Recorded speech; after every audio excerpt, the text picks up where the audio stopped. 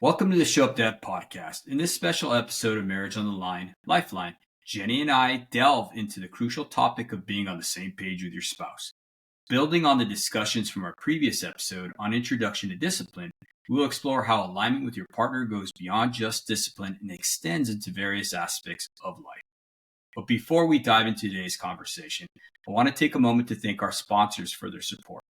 This episode of the Show Up Dad is brought to you by Tall Man Equipment, a leading provider of high-quality tools and equipment for the powerline industry. Visit tallmanequipment.com to explore their wide range of products and discover how they can help. Additionally, I'd like to give special shout out to the Show Up Dad Foundation, an organization dedicated to supporting fathers in their journey towards becoming the best versions of themselves. Through their workshops, resources, and community, the Show Up Dad Foundation empowers dads to show up, be present, and make a positive impact on their children's lives. To learn more about their mission and how you can get involved, visit the showupthatfoundation.org. Join us as we unravel the significance of being in sync with our spouse on matters such as faith, finances, family direction, health choices, and more. Tune in for valuable insights and engaging conversations on this episode of Marriage on the Line, Lifeline. Welcome, Jenny. Hi. So excited about this conversation. Yeah, it's much needed. I know that we kind of like on the introduction, we kind of touched base on it in the last episode that we did on disciplining, introduction to discipline. Yes. And I thought that we needed to elaborate more on how important it is for spouses to be on the same page, right? Yes, definitely. Kind of like how we talked in our last episode about discipline, how it can really confuse your children if you're not on the same page, and it can cause a chaotic environment, right?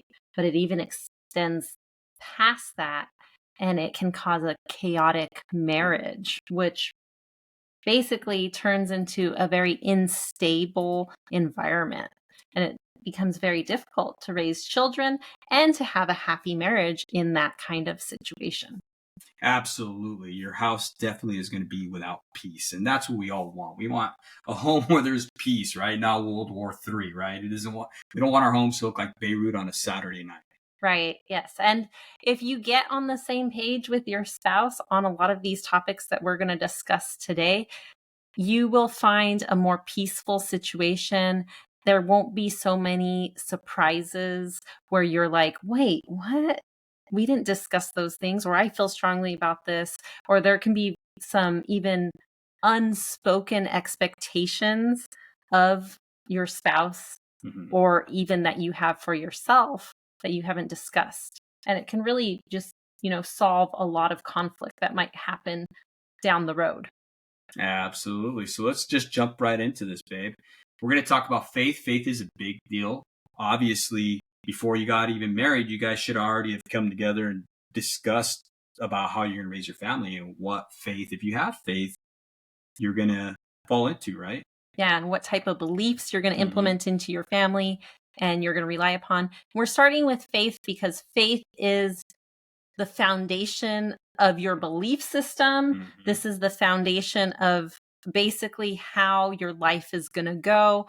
And it also is such a big part of who you are as a person. Yes. Right?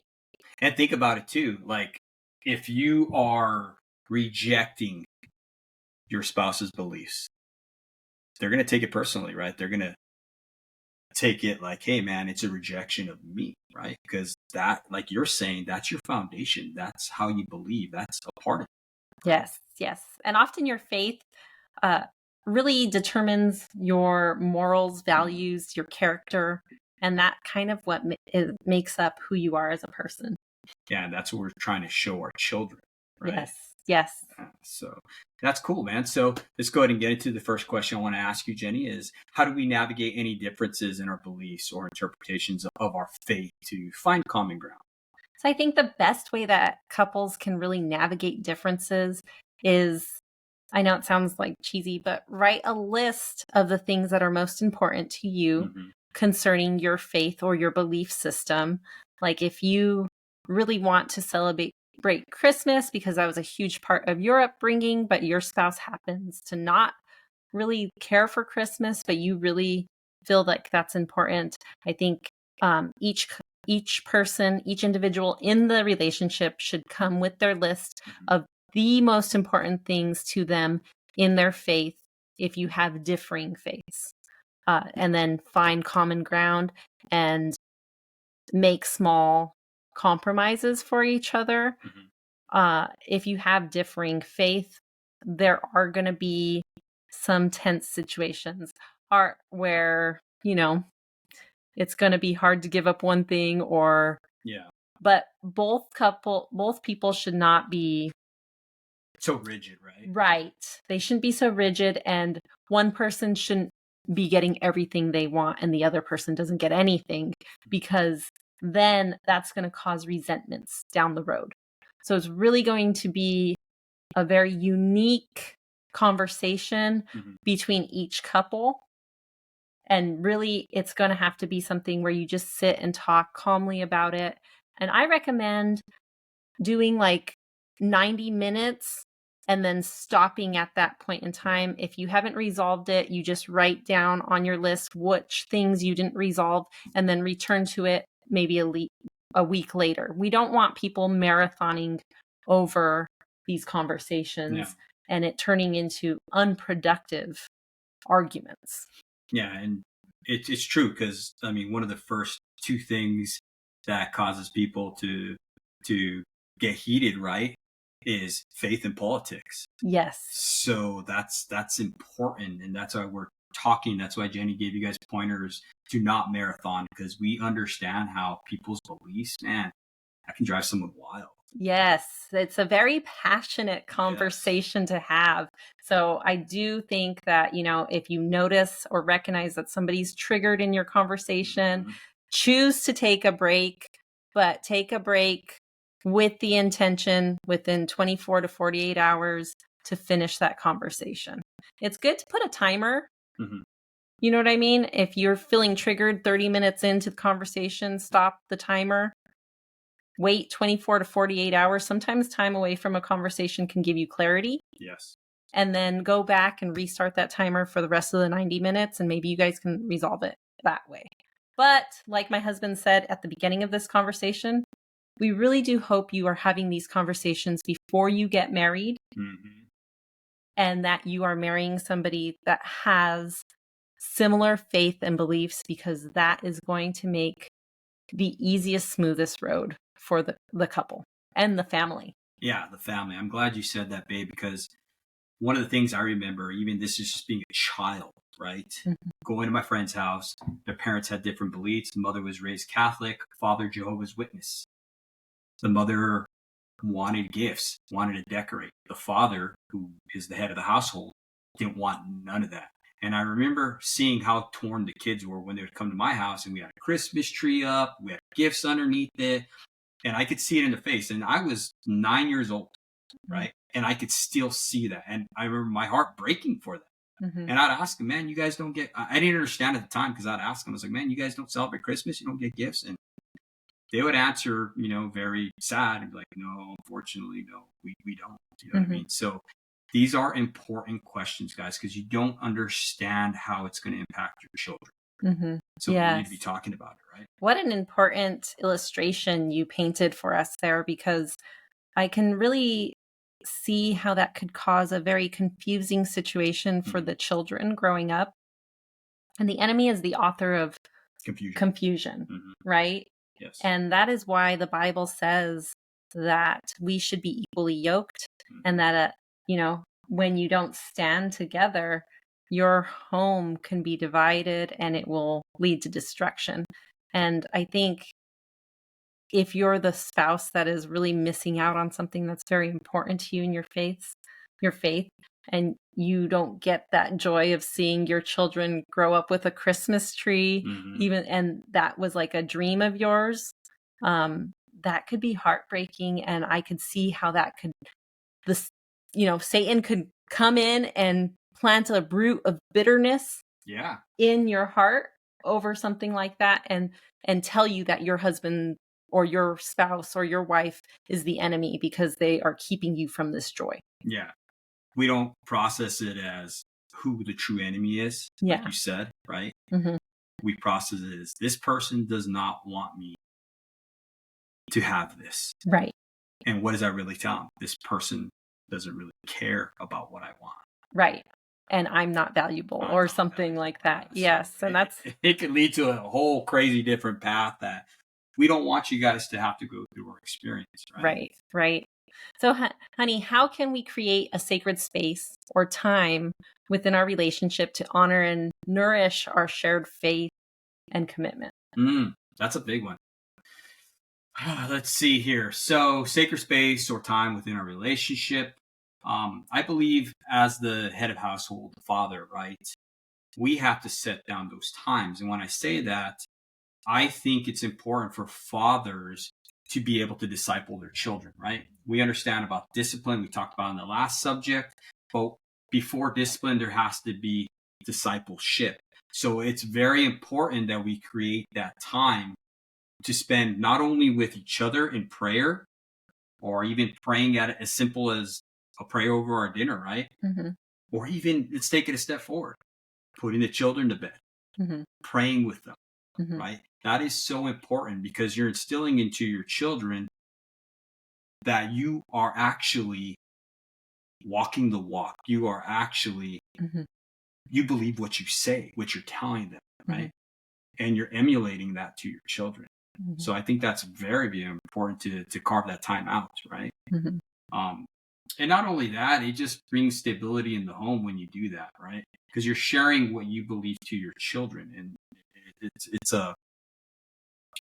It's easier for them to understand why you're making the rules that you have or things like that. And I think it also gives them a foundation on where they can go if they feel like they're in trouble. Absolutely. In a situation. Yeah, especially when they see a prime example would be like they see me reading my Bible, right? If I tell them that they need to have Bible study or they need to be the importance of reading their Bible, if they've never seen that in me, if I'm not emulating that, they're not going to receive that. They'd be like, well, why would you do that, Dad? Mm-hmm. Or why would we do that when you don't even do it, Dad? Mm-hmm. Right? Mm-hmm. But I think it's hugely important, right? It gives them that foundation, like we talked about. Mm-hmm. Yeah. Yeah. I can also see how that extends also into the marriage too, because if one person is very adamant about this and this and this in their faith, but they aren't practicing it on a regular basis, but yet they are like rigid, I will not compromise on it, but yet they don't practice it.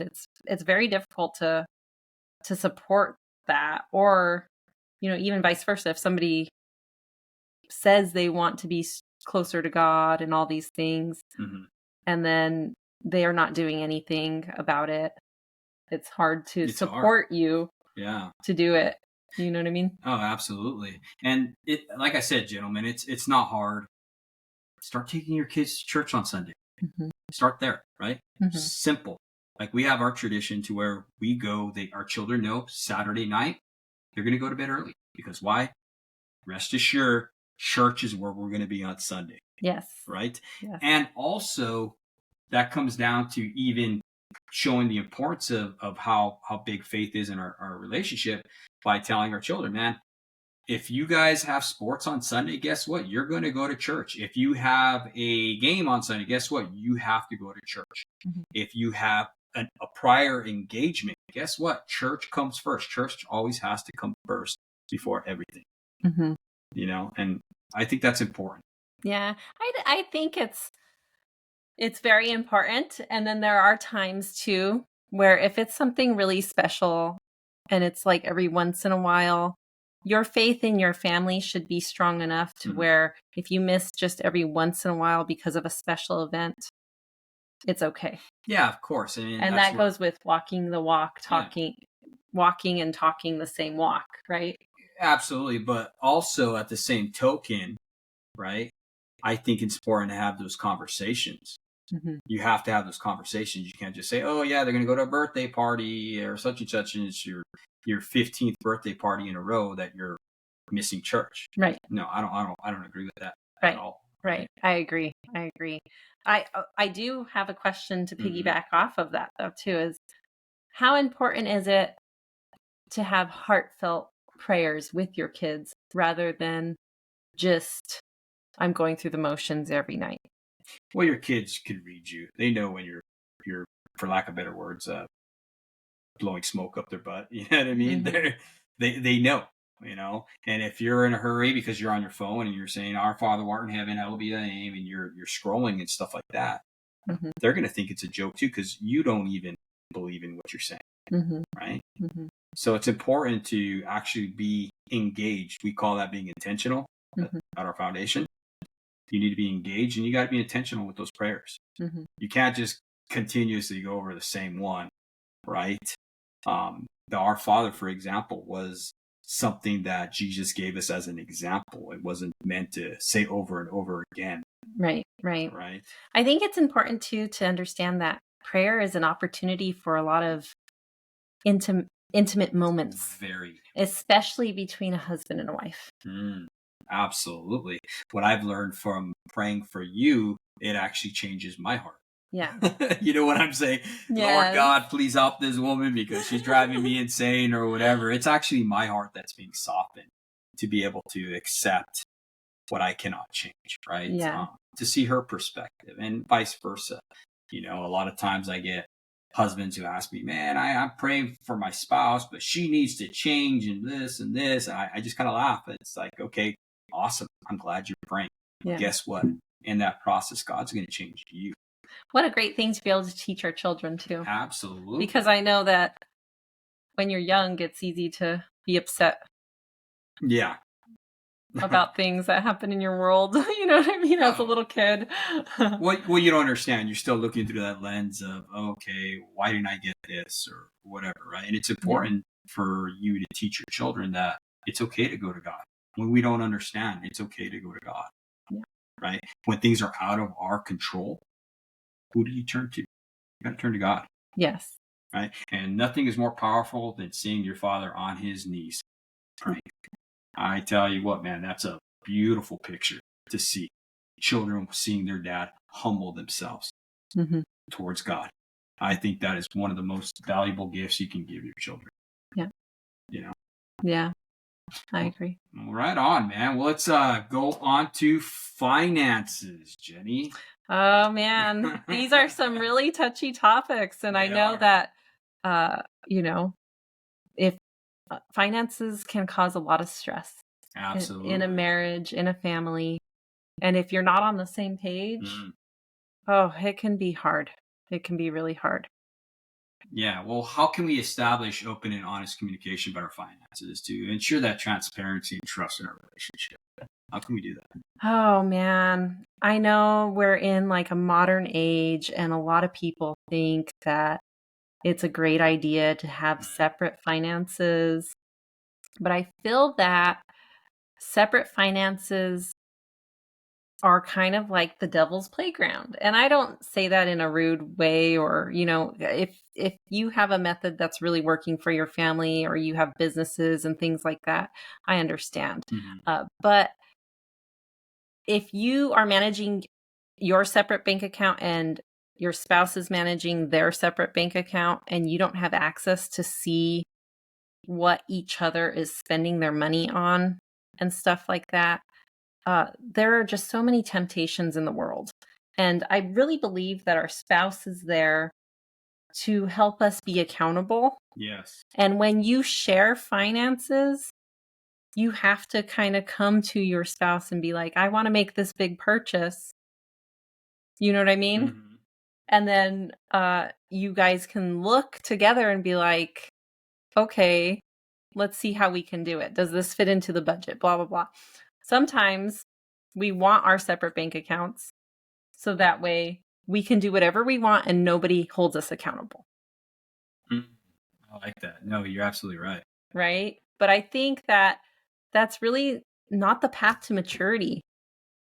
Explain. It's not the path to maturity and growth. God wants us to mature and grow and develop our character. And if it's very difficult to answer to your spouse, the person that you've chosen to live your life with, it's, you are kind of just choosing to remain a child instead of go forth, be in front of that person and say, this is really what I want. I want to purchase this. I want to be buying this.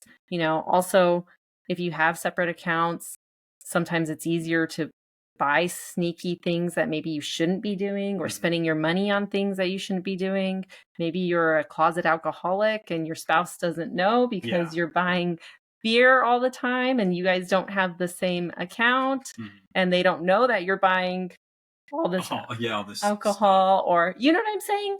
So I feel like being on the same page with your finances is really important. Absolutely. Being transparent is really important. I remember just being on the road and stuff like that, and just having guys I worked with, man, they were this is back in the days where they would give you a hard check for or a substance pay, right? Per diem. Per diem, yeah. I remember they used to give us per diem. Well, they used to give us a hard check per diem instead of adding it into our account, right? Our direct deposit. This is when they used to give you hard checks. And those guys were so adamant about that because they would always want to hide that from their wife. They're like, oh, I get to spend this on whatever it might be, right? And a lot of times those were bad habits. I can remember numerous times where I had buddies who had nose problems, and when I mean my nose problems, they like to do a lot of drugs. You know what I mean? And they're buying that and hiding that from their spouse. So I can definitely see how having those separate bank accounts is going to create problems, right? Yeah, it can enable absolutely a lot of bad habits. I mean, even for women, sometimes we want to just be shopping all the time, you know what I mean? And not only that, but when you separate your bank accounts, how do you come together and bring that money together and then choose to really pay for all the things together, unless you've decided that it's not my money, it's not your money, it's our money. Like, you know what I mean? And also, too, it relaxes us as men when we're working and we're adding to the bank account. If I can trust to know that you're going to take care of the bills, you're not going to be out there spending all the hard-earned money that I did for our family, right? And I know that I can trust you in that area. I mean, that's a huge relief on us as men. Right. Right? I know of so many horror stories where the man is out working, providing for his family, sending money home to the wife, and she has a closet gambling problem. Next thing you know, the house is getting foreclosed. Right. And he's like, what the heck? I've been sending you money. Right. Well, it's so interesting because the Bible says where your treasure is, that's where your heart will be also. And so that's why I say this transparency can actually grow you into maturity, because God wants to reveal what's really going on in your heart and fix it. And God uses our spouse to help us grow, even though sometimes it feels like sandpaper. The reality is unless there's somebody there that truly loves you and has the spine to be able to say, hey, what are you spending money on? That's going to actually cause you to think twice. Like, why do I need to spend so much money at the casino? Why do I need to spend so much money on alcohol? What is going on inside of me that I am spending money in this way? That ultimately, because when you are spending a lot of money and you know it's wrong, it causes you shame. And that's why you get angry when questioned about it. And that's why people kind of like to keep separate accounts. Because they don't want to face that shame. They don't want to face that shame. They don't want to be held accountable. And face it, it's like having a scab, right? A wound that's there, and you just keep pulling it off, and you got to face it, right? And it hurts. Yeah. And the reality is man, when you can work together financially and you can get on the same page, you can create a budget and you guys can discuss, is this budget working for us? Where do we need to alter this budget? All these things. You can actually become very strong and powerful in your marriage and very just free. Yes, it's so amazing because then you can decide together, oh, we're going to take this vacation. We're going to save together and take this vacation. We're going to accomplish this goal. This is part of our dreams. We want to do this. And it's so important to be on the same page with those things. And when you can accomplish that as a man, right, that's why we always feel very comfortable at work when we accomplish a goal, right? And if you're doing that with your spouse and you're accomplishing this goal, what is that called? That's called, is it oxytocin bonding? right? Mhm. Yeah, I forget the word, but there's a Yeah. different one. Anyhow, when a man is able to accomplish a goal, right, Yeah. say with his spouse, that helps us to connect with you. Yes, it You know what does. I mean? It does. And even if you have different goals and you're not like, okay, I don't want to travel, I want to buy a new car, you guys Mm. can work it out and find ways together. So, let's see. Are there any differences in spending habits or attitudes towards money? And how can people find common ground to manage their finances effectively? Any difference in our spending habits? Yeah, absolutely. In a relationship, right, you're always going to have different spending habits or attitudes, right? And that falls back to how you're raised. Prime Mm, example, like I was raised where my mom hid a lot of stuff from my father. She had a separate bank account from my father, mhm, right? And it was her core belief that, hey, man, I'm making money. Why shouldn't I have nice things? Or my father's belief was, hey, we need to save for a rainy day because we never know what's going to happen, right? mhm. My mom wanted it now, or my dad was, hey, we need to save. Okay. And that created a lot of problems within my parents, right? But I brought that into our own relationship, Mhm. right? Where I don't like to tell you, and this is something I'm going to be completely transparent with you guys, man. I sometimes hide some stuff from my wife, and I'm dealing with that. You know what I mean? I'm not completely transparent with her, right? And she has to catch me. And it's awful because I feel ashamed, like she was talking about. A Yeah. lot of times I feel ashamed for doing so. And I have to really sit back and think back, well, why am I not disclosing this to my wife? Why do Yeah. I think this is not okay? And once I break down that barrier and I start thinking about it and I do come to her and I do tell her, she's totally okay with this. She's like, man, right on. I want you to have nice things, but I want you to Yes. help me make those decisions, right? Yes, I just wanna be a part of it. Like, because 'cause I'm excited about those things too, you know Yeah. what I mean? So, yeah, definitely, and, I think a lot of us grew up in households like that. Yeah, I think so. I think it's more common. Um, Unfortunately, you're going to have to deal with it, right? And you're going to have those hard conversations. Like for Mm. us, it's not easy to No. have these conversations. Uh, I'm like a spoiled brat. I'll be like, oh, what are you talking about? And why don't you want me to have this? And it's not anything like it's not like that at all. I'm like, that. That's not what I'm saying, babe. I just wanna know why you didn't tell me. That's Um, it." and then the shame kicks in, right? And it's Yeah. like, I'm getting louder because I don't want to have to hear what she has to say because I feel horrible. Yeah. But right on, guys, we're going to go ahead and take a quick break. For those eager for more of this conversation, tune in for the second half of this podcast. Meanwhile, take a quick break to explore the Show Up Shop. Discover a variety of items from t-shirts and hoodies to stickers and coffee mugs, catering to all tastes. By making a purchase, you'll not only support our cause, but also get a high-quality product that will bring you joy. Show your support for the fathers everywhere by purchasing a Show Up Dad shirt from our shop. Wear it proudly and show your backing for fathers globally. Visit our shop at https://theshowupshop.myshopify.com. Thank you once again for tuning in. Now, welcome back to the second part of this episode, being on the same page with your spouse, with your hosts, Jenny and David. We're going to be talking about family direction, right? Yes. Yes, family direction. So, if you haven't already heard the first part, or if you missed the first part of this podcast, we talked about faith and finances and how important it is to be on the same page in those things. Now we're going to talk about your family direction, the goals that you have, Mm-hmm. where you see your family going, and how important it is to be on the same page in those areas.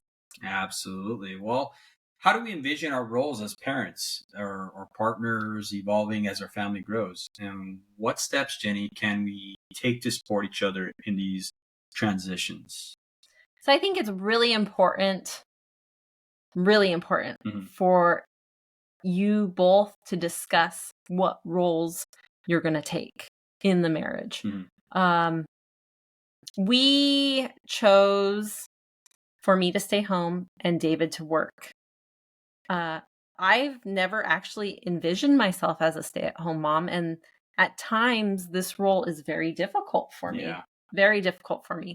But I do know, like, when I look back on our life and we had our first daughter, the idea of putting her in childcare was just too much for me. Mm-hmm. And so that was the motivator to have me stay at home. But originally, my goals were to be a career person and to really have a career and focus on a career. But it's interesting because as I went through life, my main prayer to God was always that He would protect my children. Mm-hmm. And even though the role of being a stay-at-home mom has been hard for me, I know that my sacrifice is really paying off because our children are doing so well. Yeah. So well. And the wonderful thing is that, and I'm so grateful, is that you have taken that position and that role of provider without feeling like bugged with me or resentment towards me because I'm not providing a paycheck. Yeah, absolutely. But if you're not on the same page together in that, there can be resentments, big time resentments. This is such a huge thing. Mm-hmm. I've often heard that women will get divorced later in the marriage because they're so fed up with the role that they were forced into in the marriage. And so that's why it's so important to discuss those things. Mm-hmm. Like, are you guys going to clean the house together? You know what I mean? Yeah. Those types of things like that. What do you guys want for your children? Do you want them to go into sports at an early age?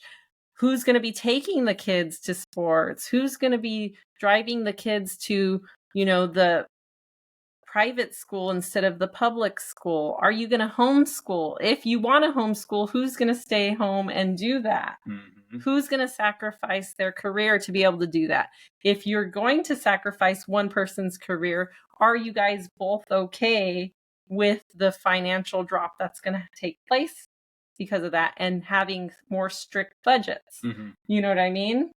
All these different things. So it's really important. If you're not on the same page and you're forcing one spouse into a role, it's going to cause problems. Absolutely. I heard it once said that anytime your dream becomes your spouse's nightmare, that's when you need to reassess the dream. Oh, that's such a powerful, Yeah. powerful quote because, man, sometimes we're out there living our dream and our spouse is miserable and we have no clue. And you could tell, I know for us, I'm out there working hard and everything, accomplishing, feeling like a man, doing whatever I need to do, right? And I'd come home. And sometimes it was hard for me to tell you something I experienced. Like when I met the mayor and governor of Texas, when I was working in El Paso, I wanted to tell you that. And it was almost like you weren't jealous, but you were hurting because, that's something that you wanted to fill, right? And I just want to thank you for your sacrifice. And I think for men out there, thank your wife, man. Like truly, I thank you for sacrificing and choosing to stay home so that I can go out and provide for the family. I know for me, I wouldn't be able to do what I do if it wasn't for you. Because I could rest assured that I know that you can take care of it. Thank you. It's definitely a team effort. And I mean, being a stay-at-home mom is so hard for a person that is like myself. I'm naturally just very social. Yeah. I'm a very social, bubbly personality. I'll talk to anybody. I'm so smiling everywhere I go. I mean, if you're a stranger in the store, I mean, you're going to be my best friend. You know what I mean? Yeah. So, it was definitely not jealousy, but I could definitely see how it could turn into jealousy if you don't check it. And if you don't have those conversations with your spouse, and if your spouse isn't empathetic. Some people, I've heard some men be like, oh, well, my wife don't do anything all day. She should be grateful. I'd love to sit at home all day doing nothing. Yeah. But a lot of the time it's a big sacrifice for moms. And moms don't get a break. No, you don't. We work 24/7. Yeah. If the kids are sick, I mean, we just went through a sick season that was so difficult. Mhm. Luke, our middle kid was sick for a month and a half. Yeah, literally. Yeah. So a month and a half of me putting everything on hold and just being and taking care of him and sleeping on like the extra mattress in the other room so I'm not waking anybody up and he's not waking anybody up. And I mean, it was Yeah. brutal. But thank God I could do that, Yeah. because what would we do with him? You know what I mean? And thank God for you going and working to be able to support me to be able to take care of him, because nobody else would be able to do it. No, I mean, someone would have to take it off of work, Mm-hmm. right? And then you're losing that income. Mm-hmm. You know what I mean? So it's been a blessing to have you at home, and I know it's a sacrifice, right? But it has been a blessing, and it does have its perks. Yeah. No one else is raising our kids. Right. We're doing it. And, you know, I know it's a sacrifice on your part too, because you have to go to work sick. Yeah. I go to work sick. You don't, I mean, there's times where you're working sick for a long time. Yeah. You know what I mean? And you get up every day. You are so faithful, in going to your job. When I was still in my tools, do you remember that time? I was working, working a steel structure, doing some transmission work, and it was colder than heck, snowing, wind blowing. I'm at like 90 feet in the air and doing some statics or whatever. And I remember I coughed so hard, I almost separated my rib because I was coughing. Remember, I got some kind of bug that was going around. Yes. And my boss kept telling me, "Why are you coughing so much? What's wrong with you?" I finally went to the emergency room, remember, because my back was killing me. I thought I had literally broke a rib.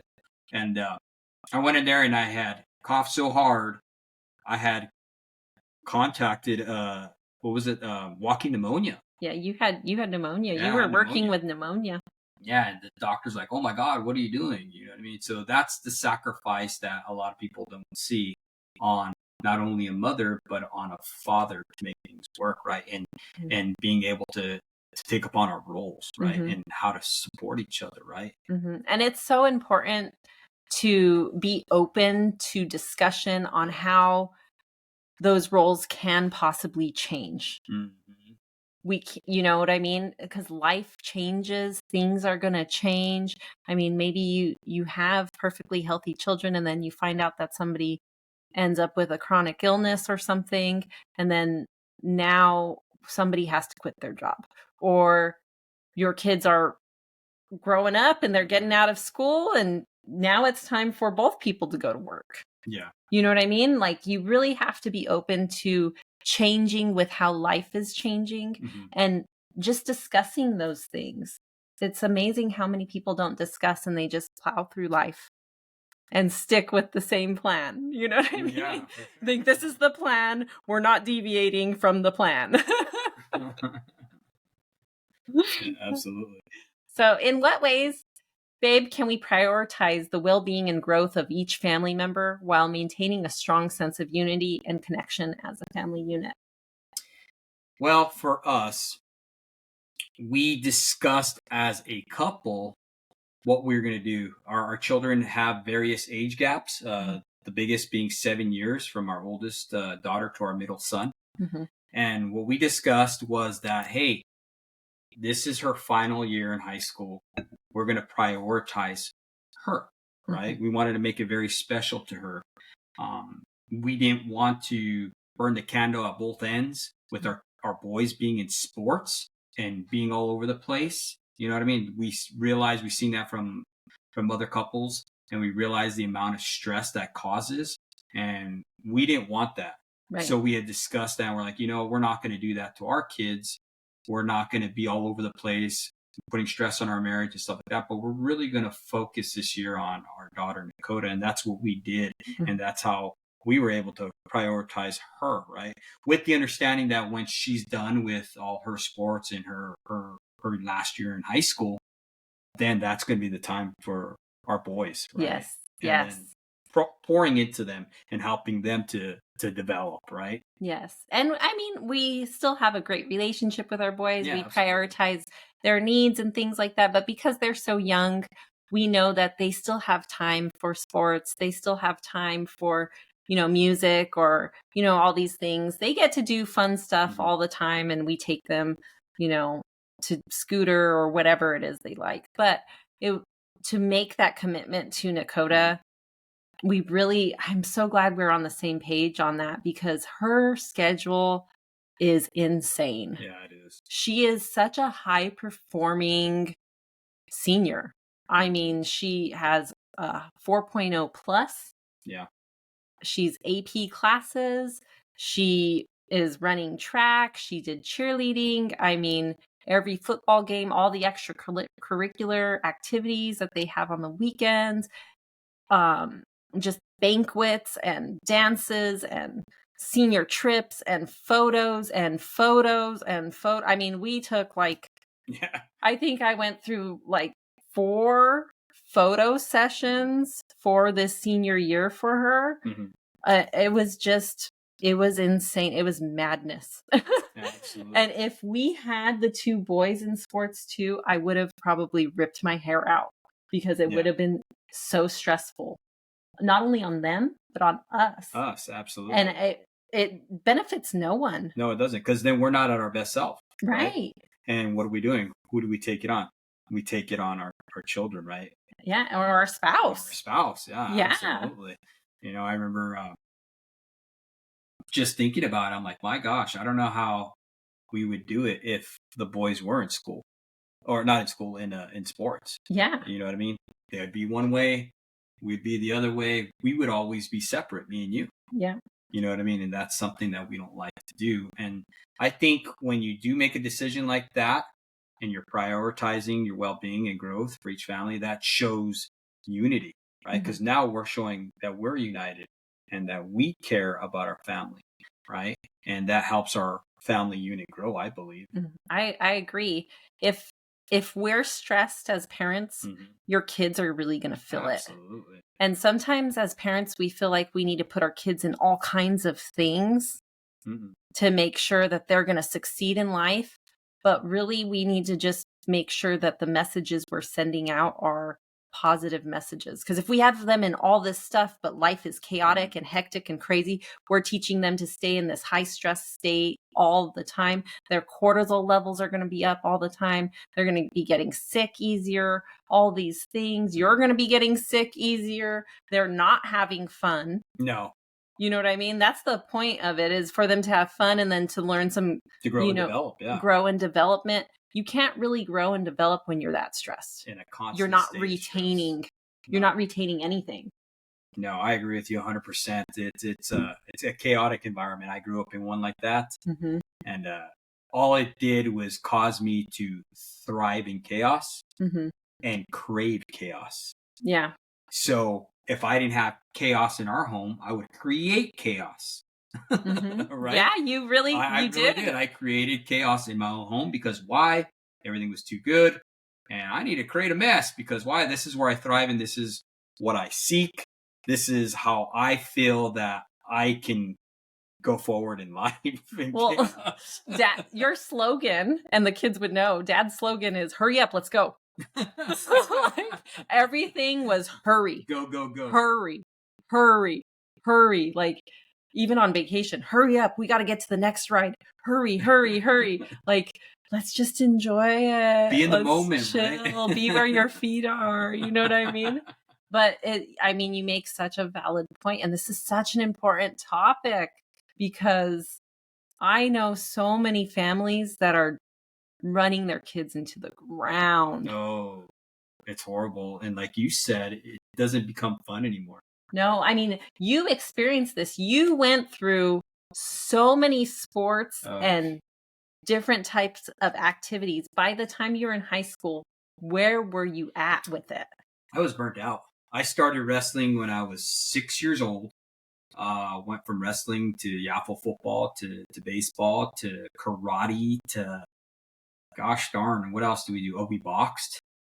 right? In fact, one of our first wrestling coaches was a professional boxer, and he approached my father and said, "Hey, man, your boys are tough. I think they'd do good in boxing," and that's how we got involved in boxing. But man, we were everywhere, constantly busy. I think for us, it was good because it got us out of our home, right? And that's why I wanted to be in a lot of sports, because my home was pretty chaotic. There was a lot of violence that took place. Okay. So for me, it was kind of comfortable to get out of that environment and to be around other mentors, be around other men that were actually kind and positive and wanted to teach me versus beat me down, right? Yeah. So I kind of craved that, but it did cause a lot of chaos. It did cause burnout, you know. By the time I was in high school, I didn't want nothing to do with wrestling. And man, we went all over. My parents, they put me in so many different wrestling camps, from Kenny Mondays to John Smith's wrestling camp. We went to Oklahoma. We went to Canada. We went all over the place wrestling. And by the time we got to high school, I was just completely burnt out. I also recognize too that you really had a performance-based Absolutely type of mentality where it was almost like you believed you could only receive love through performance. Yeah, look at me. Look, I'm doing good, Dad. Yes. Do I have your approval? Yeah, and it's kind of caused in you, like, you work so hard and I'm so grateful, but sometimes you need to rest. Yeah. And I have to remind you of that because you're always like, I need to constantly be doing something. Yeah. Yeah, that's something that I have created in myself, right? That was something that was shown to me. And I think I've kind of continued that. And that's something that I'm also actually working on as well, because it's during those quiet times when I'm not doing anything, it's when I feel God is talking to me and he's doing that spiritual surgery that I think each and every man needs, right? Yeah. I think a lot of times we fall into that busyness because we don't want to listen. Yeah. We don't want to feel that pain in those quiet times, right? But God's actually trying to do something very magnificent in your life. He's trying to get you to reflect and see, hey man, I don't like that you're like this, son. I need you to change, or daughter, right? And he's such strategic because I'm the opposite of you. I'm real chill. Like, I'll get to it tomorrow. And you're like, come on, let's do it now. And but you've taught me so much on how to be self-motivated, and I've taught you so much on how to like really get grounded. And I think that's why it's so important for couples to talk about these things and find a middle ground. You know what I mean? Yeah, absolutely. You definitely have to be talking about all these things and put them as a priority. Yes. Right? Yes. All right. Well, let's dive into health, Jenny. How can we communicate openly and empathetically about our health concerns and needs? And how can we ensure that we respect each other's boundaries and preferences in the matter of health? Health doesn't seem like it's a big deal for some people, but it is a big deal if you're not on the same page. And I can give a couple of examples. Sometimes in marriages, when one person really wants to get fit, or start eating healthier and things like that, and the other person is really resistant to it, it can be very difficult and cause a lot of friction and chaos and arguments, division in the marriage. Thankfully, I'm so grateful because you love my cooking, and I've recently, last year just decided that I wanted to really start getting fit, and you were right on board with it, and I'm so grateful. And I feel like Little Miss Health Fitness personal chef over here looking up all these new recipes, and I'm like, yeah, let's lose all this weight. And and just me supporting you, I'm reaping the benefits. So yeah. Yes, but it's been so good because I don't feel bad about going to the gym or counting my calories, and we both have the same calorie app, and we are both working out together. But I know that's not the case with everybody. Sometimes we don't have our spouse isn't there to support that. Mm-hmm. You know what I mean? And we really need to ask ourselves, if my spouse is trying to do better, something that will better their health, better the way they look. I mean, they're my spouse. I want them to look the best that they can. You know what I mean? Yeah, for sure. Why are we mad? And if we're mad, we really need to ask ourselves what the insecurity is inside of us. Mm. Because I mean, I've seen couples where some person stops drinking, or they don't want their spouse to drink, but they themselves are going to continue to drink alcohol. I know in our case, you quit drinking, and so did I. Yeah. You supported me. And let me tell you guys, whenever you're trying to quit something, it is so important for you to have a supportive spouse. That made it so much easier for me versus you telling me that, hey, you need to quit drinking while you're sipping a margarita. Right. I mean, oh my God, you know how crazy that would have been? Yeah, it would have been crazy. I mean, if I still had alcohol in the house because I was buying alcohol, or I was going out partying with my friends or whatever, and you quit drinking, it would have caused a lot of problems. You would have set me for failure. Yeah. Set me up You would have went back, and you never went back. Mm-hmm. You never went back to drinking. You've been sober over 15 years, well over that. And, I know that my role and my choice to not drink as well really helped and aided in your success. Absolutely. And I never had a problem with drinking. I could have like half a glass of wine and never want to drink more than that, or have wine in my spaghetti sauce, when you cook with it or whatever, and have a sip and have no problem with wanting more. Mm-hmm. But I really felt it was so important. I really wanted you to be successful. And we should want our spouse to be successful in every area. And I think that's part of respecting your spouse, right? Mm-hmm. Having that respect to know that, hey, man, my husband or my wife have this issue. Mm-hmm. I love them so much. I'm going to sacrifice Yeah. my wants for them, Mm-hmm. for them to be successful. And that even falls back all the way to being a stay-at-home mom, Mm-hmm. right? Sacrificing your wants. Oh, I've sacrificed so many things. You know what I mean? Yeah. But isn't that the love that we preach, that Christianity preaches, that Jesus Christ preaches? Yeah. Right? Sacrificial love, dying to oneself. Yeah. And that's what you literally are doing, putting the needs of the other person ahead of yours. Yeah. Their well-being, right? Yes. Yes. So. And if you do that for each other, oh man, oh my gosh, all your needs are going to be met. You're going to feel so great in your marriage. Mm-hmm. I mean, there's even situations where, maybe one spouse wants their spouse to lose weight, and you know what I mean? Maybe they're saying not very nice things. That's not a good way to motivate your spouse. You know what I'm saying? To say mean things or tell them you need to go to the gym or whatever. There's better ways to do it. You can choose to start learning how to cook better for your spouse to help them, because maybe they don't know how to cook right. You know what I mean? Get on any of the social media, look up high protein meals, low calorie meals. I mean, there's so much out there. Yeah. So many tools. I mean, there's a lot of different things that you can do to aid your spouse without having to say things that hurt them.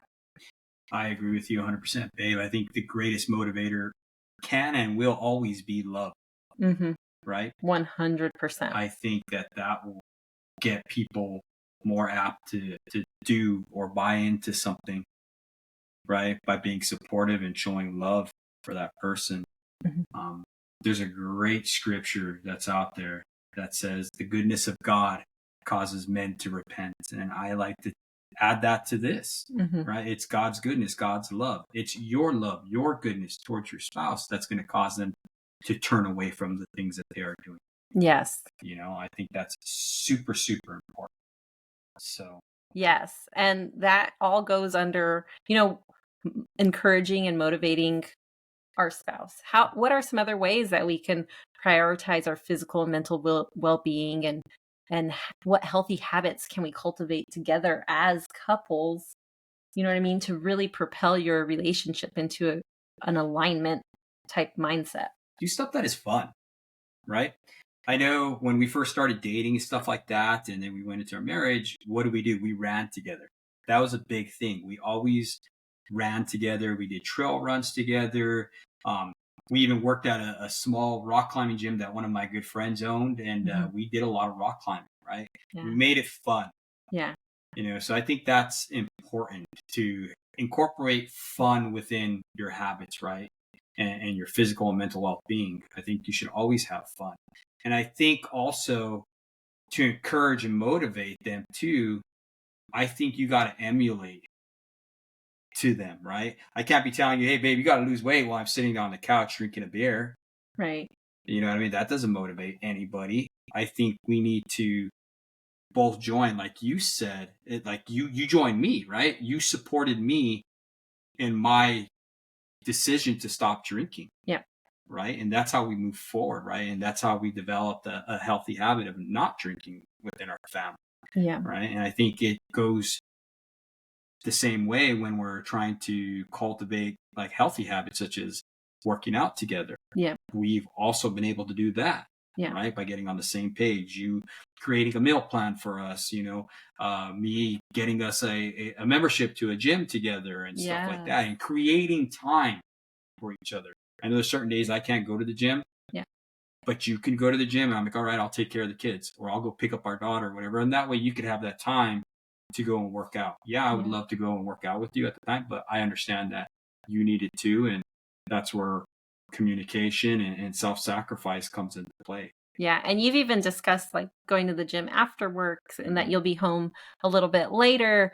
Another wonderful thing, I love that you say like, having fun, because we've even implemented like date nights at restaurants for our cheat day, because we're always like counting our calories, trying to reach our goals and stuff like that. But we go and we have like a cheat meal, and we'll have like a juicy steak and a dessert and, just really enjoy that time together. And also, like, if somebody's quitting drinking, find new fun things to do instead of going to the bar, or find new friends, or become your spouse's best friend if he loses friends because he stopped drinking. Those things are so important. Absolutely. Be supportive of each other. Well, once again, thank you. As we wrap up this insightful episode of Being on the Same Page with Your Spouse, we hope that you've gained valuable insights and practical tips to strengthen your relationship. Remember, communication and understanding are key to harmonious partnership. We encourage you to continue the conversation with your spouse and share your thoughts and work together towards a more connected and supportive relationship. Thank you for tuning in, and remember to always show up for each other. Until next time, stay connected and stay on the same page.